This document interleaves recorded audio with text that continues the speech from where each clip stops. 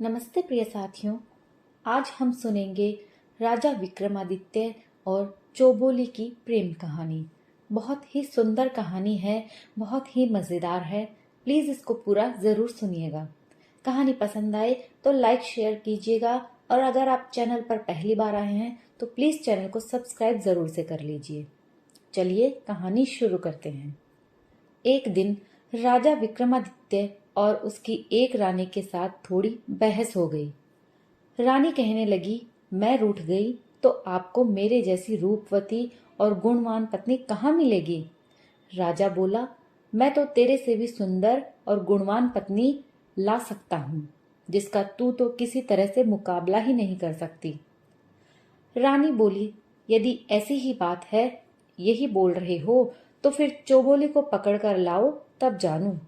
राजा तो उसी वक्त चौबोली से प्रणय करने चल पड़ा। चौबोली बहुत ही सुंदर, रूपवती, गुणवान थी। हर राजा उससे विवाह करने की इच्छा रखता था, पर चौबोली ने भी एक शर्त रखी हुई थी। वो ये, जो व्यक्ति रात्रि के चारों प्रहर में 4 बार उसके मुंह से बुलवा दे, उसी से वो शादी करेगी, और जो उसे ना बुलवा सके उसे कैद। अब तक कोई 160 राजा अपने प्रयास में विफल उसकी कैद में थे। चौबोली ने अपने महल के आगे एक ढोल रखवा लिया था। जिसे भी उससे शादी करने का प्रयास करना होता था, वो आकर ढोल पर डंके की चोट मार सकता था। राजा विक्रमादित्य भी वहां पहुंचे और ढोल पर जोरदार चोट मार चौबोली को आने की सूचना दी। चौबोली ने साय को ही राजा को अपने महल में बुला लिया और उसके सामने 16 श्रृंगार करके बैठ गई। राजा ने वहां आने से पहले अपने 4 वीर, जो अदृश्य हो सकते थे और रूप बदल सकते थे, उनको साथ ले लिया था और उन्हें समझा दिया था कि उसके साथ चौबोली के महल में रूप बदलकर छुप जाएं। राजा चौबोली के सामने बैठ गया। चौबोली तो बोले ही नहीं, ऐसे चुपचाप बैठी जैसे पत्थर हो। पर राजा भी आखिर राजा विक्रमादित्य था। वो चौबोली के पलंग से बोला, पलंग, चौबोली तो कुछ बोलेगी नहीं, तो तू ही कुछ बोल, ताकि रात का एक प्रहर तो कटे। पलंग में छुपा राजा का एक वीर बोलने लगा, राजा, आप यहाँ आकर कहाँ फंस गए? खैर, मैं आपको एक कहानी सुनाता हूँ, आप हुकारा दीजिए, कम से कम एक प्रहर तो कट ही जाएगा। पलंग बोलने लगा। राजा हुकारा देने लगा। एक राजा का और एक साहूकार का बेटा, दोनों में तगड़ी दोस्ती थी। साथ सोते, साथ खेलते, साथ आते जाते, एक पल भी एक दूसरे से दूर नहीं होते। दोनों ने आपस में तय भी कर रखा था कि वे दोनों कभी अलग नहीं होंगे। दोनों की शादियां भी हो चुकी थी और दोनों की ही पत्नियां मायके बैठी थी। एक दिन साहूकार अपने बेटे से बोला कि बेटे, तेरी बहू मायके में बैठी है, जवान है, उसे ज्यादा दिन वहां नहीं छोड़ा जा सकता, तो जा और उसे ले आ। बेटा बोला, बापू, आपका हुक्म सिर माथे पर जाऊं कैसे? मैंने तो कुंवर से वादा कर रखा है कि उसे छोड़कर कहीं अकेला नहीं जाऊंगा। साहूकार ने सोचते हुए कहा, बेटा, तुम दोनों में ऐसी ही मित्रता है तो एक काम कर, राजा के बेटे को भी अपने ससुराल साथ ले जा। पर एक बात का ध्यान रखना, तेरे ससुराल में उसकी खातिर उनके प्रतिष्ठा के हिसाब से बड़े आव भगत से होनी चाहिए। आखिर दोनों मित्र साहूकार के बेटे के ससुराल चल दिए। रास्ते में राजा का बेटा तो बड़ी मस्ती और मजाक करता चल रहा था और साहूकार का बेटा बड़ी चिंता में चल रहा था कि पता नहीं ससुराल वाले कुंवर की कैसी खातिर करेंगे।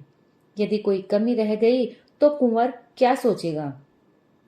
चलते चलते रास्ते में एक देवी का मंदिर आया, जिसके बारे में ऐसी मान्यता थी कि वहां देवी के आगे जो मनोरथ मांगो पूरा हो जाता है। कोढ़ियों की कोढ़ मिट जाती, पुत्रहीनों को पुत्र मिल जाते। साहूकार के बेटे ने भी देवी के आगे जाकर प्रार्थना की, हे देवी माँ, ससुराल में मेरे मित्र की खातिर और आदर सत्कार वैसा ही हो जैसा मैंने मन में सोच रखा है। यदि मेरे मन की ये मुराद पूरी हुई तो वापस आते वक्त मैं अपना मस्तक काटकर आपके चरणों में अर्पित कर दूंगा। ऐसी मनोकामना कर वो अपने मित्र के साथ आगे बढ़ गया और ससुराल पहुंच गया। ससुराल वाले बहुत बड़े साहूकार थे। उनके कई शहरों में दुकानें थी, विदेश से भी व्यापार करते थे, इसलिए उनके पास अपने जहाज थे। पैसे वाले तो थे ही, साथ ही दिलदार भी थे।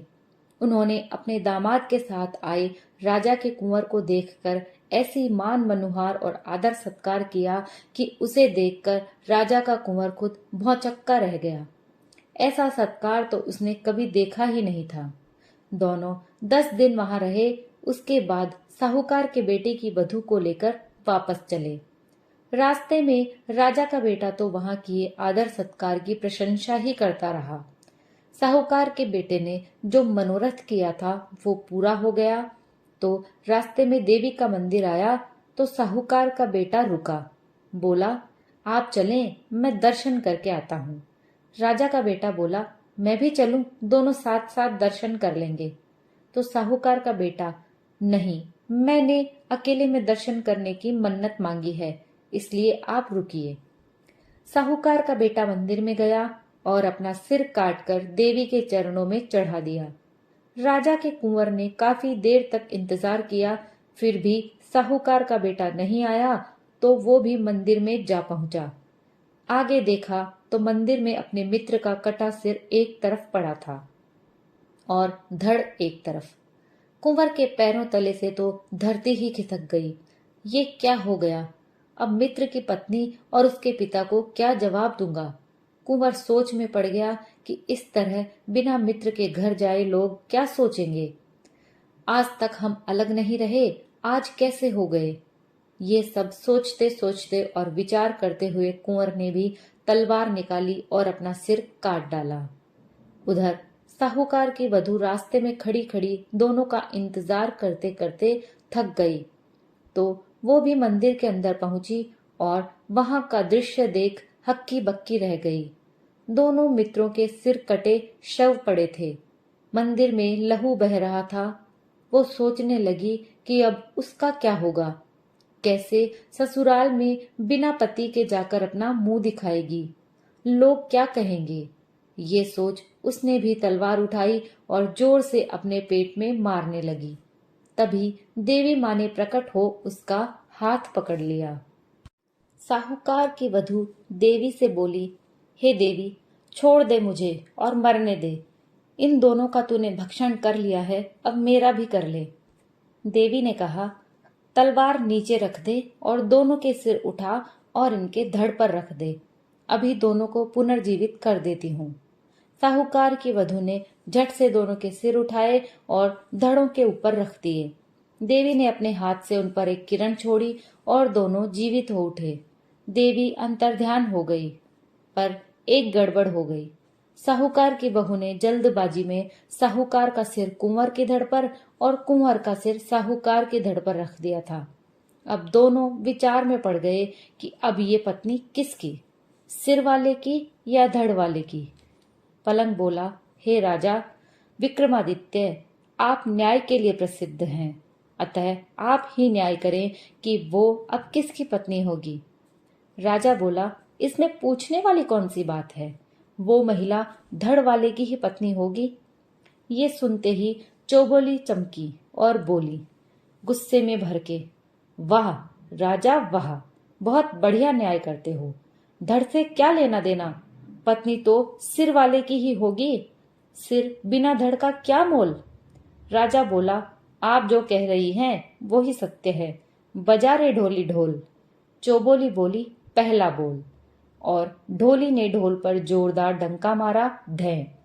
अब राजा ने चौबोली के कक्ष में रखे पानी के मटके को बतलाया, हे मटके, एक प्रहर तो पलंग ने काट दिया, अभी भी रात के 3 प्रहर बचे हैं, तू भी कोई बात बता ताकि कुछ समय तो कटे। मटका बोलने लगा। राजा हुकार देता गया। मटका कहा, एक समय की बात है, एक राजा का बेटा और एक साहूकार का बेटा बचपन से ही बड़े अच्छे मित्र थे। साथ रहते, साथ खेलते, साथ खाते पीते। एक दिन उन्होंने बचपन और नादानी में आपस में एक वचन किया कि जिसकी शादी पहली होगी वो अपनी पत्नी को सुहाग रात को अपने मित्र के पास भेजेगा। समय बीता और बात आई गई हो गई। समय के साथ दोनों मित्र बड़े हुए तो साहूकार ने अपने बेटे का विवाह कर दिया। साहूकार की बहू घर आ गई। सुहाग रात का समय बहू रमझम करती 16 श्रृंगार किए अपने शयन कक्ष में घुसी। आगे देखा साहूकार का बेटा, उसका पति मुंह लटकाए उदास बैठा था। साहूकारनी बड़ी चतुर थी। अपने पति की ये हालत देख बड़े प्यार से हाथ जोड़कर बोली, क्या बात है नाथ, क्या आप मुझसे नाराज हैं? क्या मैं आपको पसंद नहीं हूँ? या मेरे माँ बाप ने शादी में जो दिया वो आपको पसंद नहीं? मैं जैसी भी हूँ आपकी सेवा में हाजिर हूँ। आपने मेरा हाथ थामा है, मेरी लाज बचाना अब आपके हाथ में है। साहूकार बोला, ऐसी बात नहीं है, मैं धर्म संकट में फंस गया हूँ। बचपन में नादानी के चलते अपने मित्र राजा के कुंवर से एक वचन कर लिया था, जिसे ना निभा सकता ना तोड़ सकता। अब क्या करूं समझ नहीं आ रहा, और ना ही वचन के बारे में बताया जा रहा है। ऐसा क्या वचन दिया है आपने? कृपया मुझे भी बताएं। यदि आपने कोई वचन दिया है तो उसे पूरा भी करेंगे। मैं भी आपका इसमें साथ दूंगी। साहूकार के पुत्र ने अपनी पत्नी को ना चाहते हुए भी बचपन में किए वचन की कहानी सुनाई। पत्नी बोली, हे नाथ, चिंता न करें, मुझे आज्ञा दीजिए, मैं आपका वचन निभा लूंगी और अपना धर्म भी बचा लूंगी। ऐसा कह पति से आज्ञा ले साहूकार की पत्नी 16 श्रृंगार किए कुंवर के महल की ओर चली। रास्ते में उसे चोर मिले। उन्होंने गहनों से लदी साहूकार पत्नी को लूटने के इरादे से रोक लिया। साहूकारनी चोरों से बोली, अभी मुझे छोड़ दीजिए, मैं एक जरूरी कार्य से जा रही हूँ।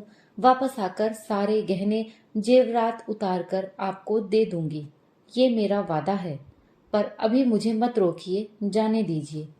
चोर बोले, तेरा क्या भरोसा, जाने के बाद आए ही नहीं, और आए भी तो सिपाहियों के साथ। साहूकारनी बोली, मैं आपको वचन देती हूँ, मेरे पति ने एक वचन दिया था, उसे पूरा कर आ रही हूँ। वो पूरा कर आते ही आपको दिया वचन पूरा कर दूंगी। चोरों ने आपस में सलाह की कि देखते हैं ये वचन पूरा करती है या नहीं। यदि नहीं भी आई तो कोई बात नहीं, एक दिन लूट का माल ना मिला सही।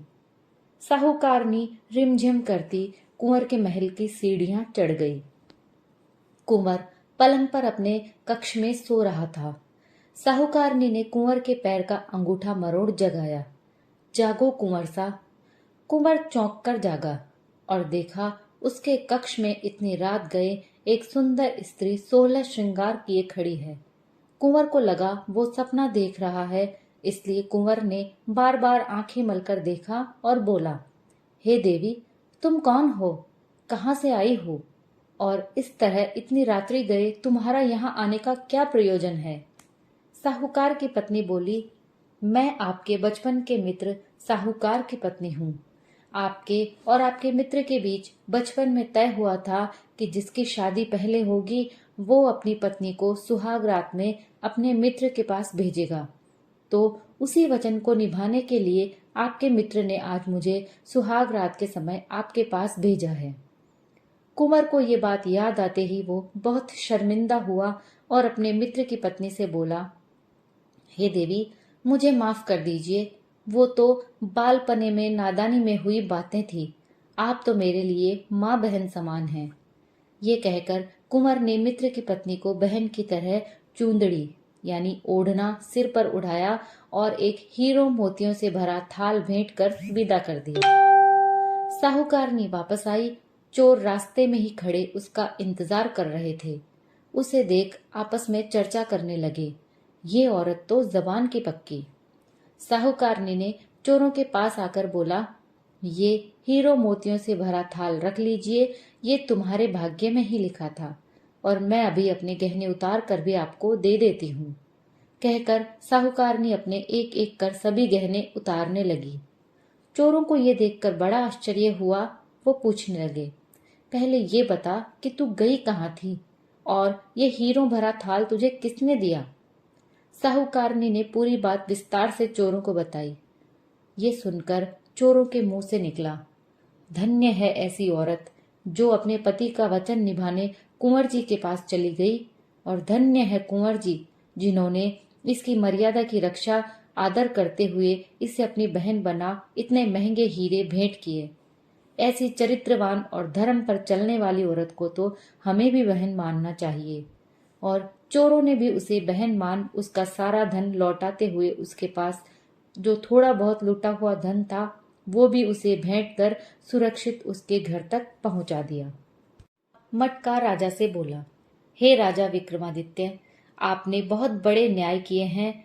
अब बताइए कि इस मामले में किसकी भलमनसाहत, चोरों की या कुंवर की? राजा बोला, ये तो साफ है, कुंवर की भलमनसाहत ज्यादा बड़ी है।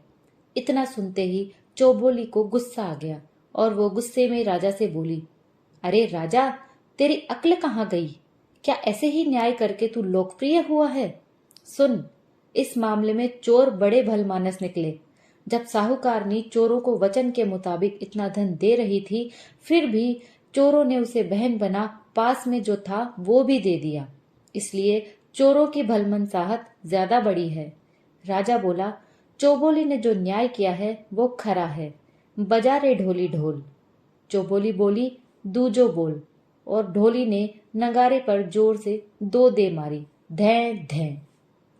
अब राजा चौबोली के महल की खिड़की से बोला, 2 घड़ी रात तो कट गई, अब तू ही कोई बात कह ताकि तीसरा प्रहर कट सके।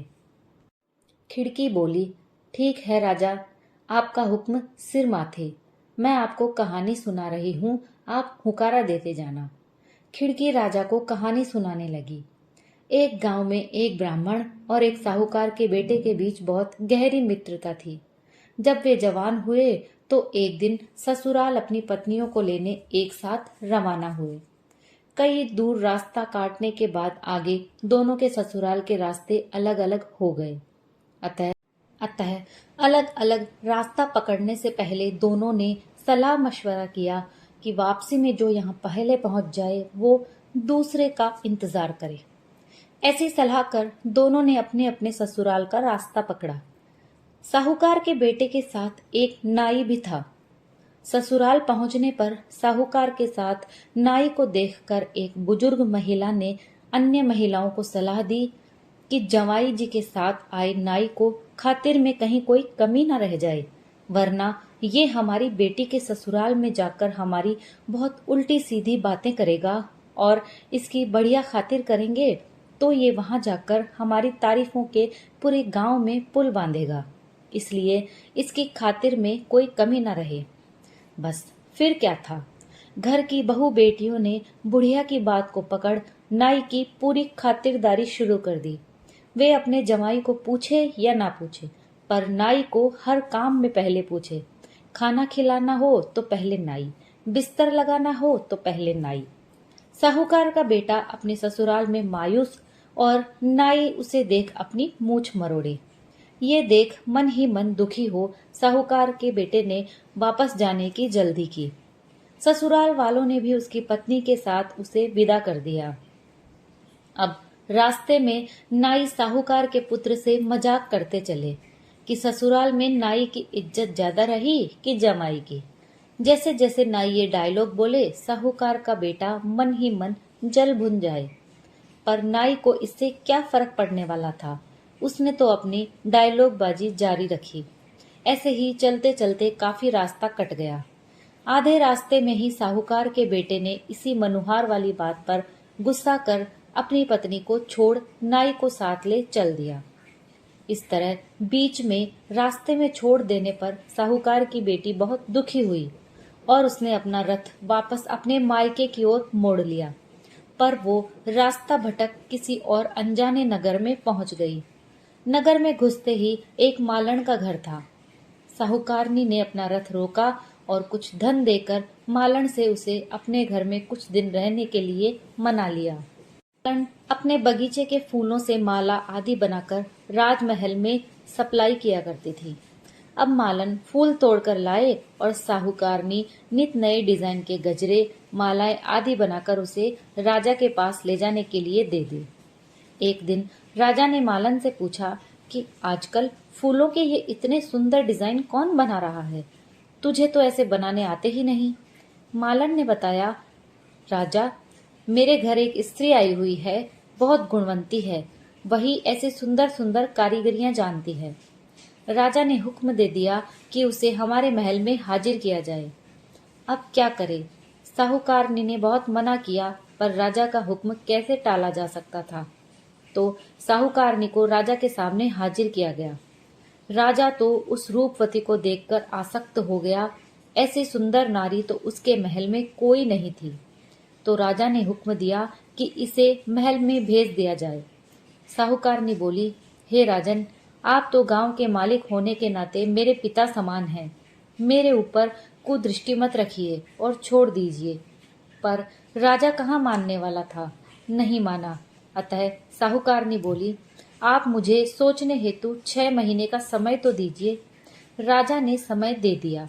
साथ ही उसके रहने के लिए गांव के नगर के बाहर रास्ते पर एक एकांत महल दे दिया।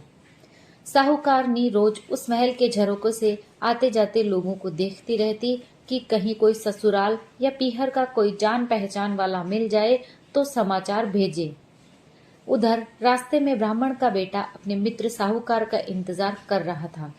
जब साहूकार को अकेले आते देखा तो वो सोच में पड़ गया। उसने पास आते ही साहूकार के बेटे से उसकी पत्नी के बारे में पूछा।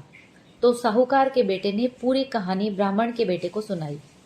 ब्राह्मण ने साहूकार को खूब खरी खोटी सुनाई कि बावली बूझ, नाई की खातिर ज्यादा हो गई तो इसमें उसकी क्या गलती थी?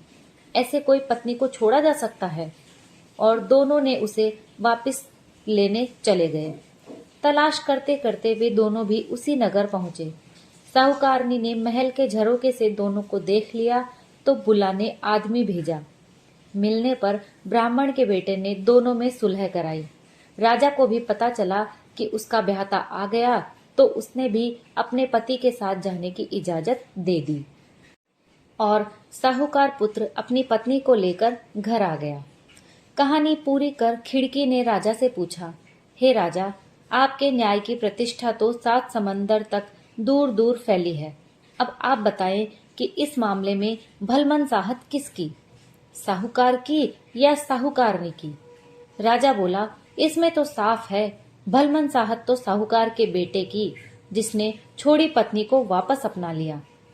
इतना सुनते ही चौबोली के मन में तो मानो आग लग गई हो। उसने राजा को फटकारते हुए कहा, अरे अधर्मी राजा, क्या तू ऐसे ही न्याय करके प्रसिद्ध हुआ है? साहूकार के बेटे की इसमें कौन सी भलमनसाहत? भलमनसाहत तो साहूकार की पत्नी की थी, जिसने निर्दोष होने के बावजूद साहूकार ने छोड़ दिया था और उसे रानी बनने का मौका मिलने के बावजूद वो नहीं मानी और अपने धर्म पर अडिग रही। धन्य है ऐसी स्त्री।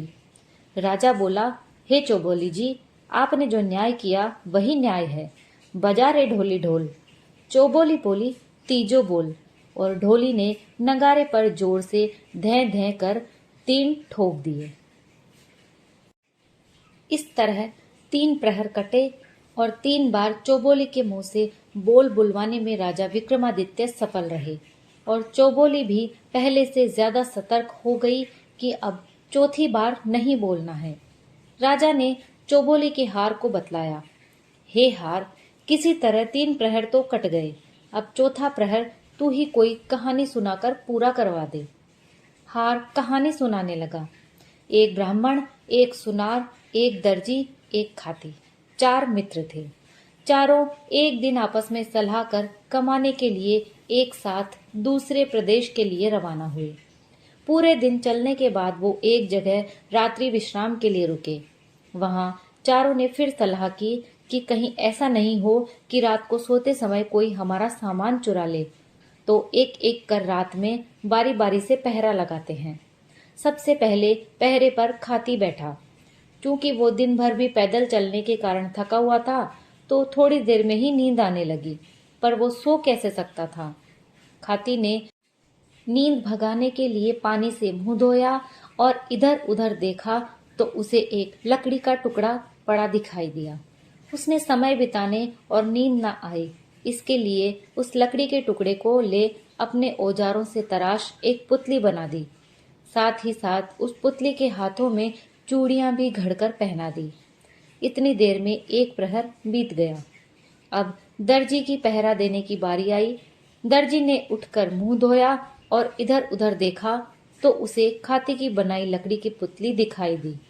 दर्जी ने भी अपनी सुई धागा लिया और समय व्यतीत करने के लिए उस पुतली के कपड़े सिलकर उसे पहना दिए। तब तक दूसरा प्रहर भी खत्म हो गया। अब तीसरा प्रहर होते ही सुनार पहरे के लिए उठा। हाथ मुंह धोकर जैसे ही वह पहरे के लिए बैठा तो उसे भी कपड़े पहने लकड़ी की सुंदर पुतली दिखाई दी। तो वो भी झट से उस पुतली के लिए गहने बनाने के लिए अपने औजार लेकर जुट गया और तीसरा प्रहर खत्म होते होते उसने गहने बना उस पुतली को पहना दिए।